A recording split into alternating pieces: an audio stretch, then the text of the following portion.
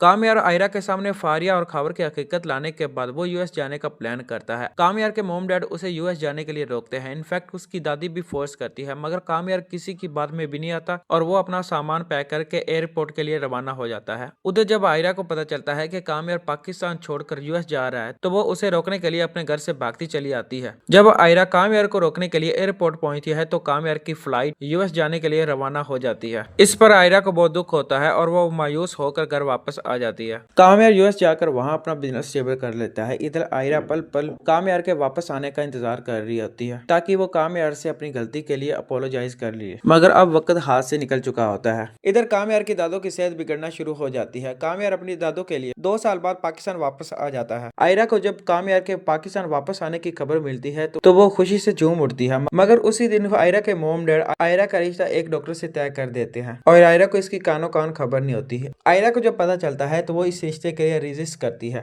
आगे से आयरा की अम्मी उससे कहती है तुम्हारी उम्र निकलती जा रही है, बेहतर यही होगा कि तुम चुपचाप इस रिश्ते के लिए रजामंद हो जाओ। अगले दिन कामयार अपने किसी दोस्त की शादी में आया होता है। आयरा भी वहां आई होती है, लेकिन दोनों एक दूसरे से ओझल होते हैं। इसके बाद कामयार अपने दोस्तों के साथ बातें कर रहा होता है। पीछे से आयरा आती है और कामयार को बाई मिस्टेक अपना दोस्त समझकर उसके कंधे पे हाथ रखती है। कामयार जब पीछे देखता है तो आयरा मौजूद होती है। दोनों एक दूसरे को देखकर शौक में चले जाते हैं। इसके बाद आयरा कामयार से बात करने की कोशिश करती है, मगर कामयार आयरा की तरफ देखना भी पसंद नहीं करता और वो ऐसे रिएक्ट करता है जैसे वो आयरा को जानता ही ना। आयरा से कामयार का ये बिहेव बर्दाश्त नहीं हो रहा होता, इसलिए वो शादी छोड़कर वहां से चली जाती है। कामयार पीछे से ये सब देख रहा होता है। कामयार अपने दिल में कह रहा होता है कि आयरा मैं तुम्हें रुलाना तो नहीं चाहता, मगर ये सब कुछ तुम्हारी वजह से हुआ है। एक बार तुम मेरी बातों का यकीन कर लेती तो आज हम एक साथ होते। इधर आयरा जब घर आती है तो उसकी बड़ी बहन फलक उससे मिलने आई होती है। आयरा की आंखें नम होती हैं। फलक आयरा को रोकते हुए देखकर उससे पूछती है क्या हुआ, किसी ने कुछ कहा है? फिर आयरा फलक को बताती है वो बिल्कुल बदल गया है,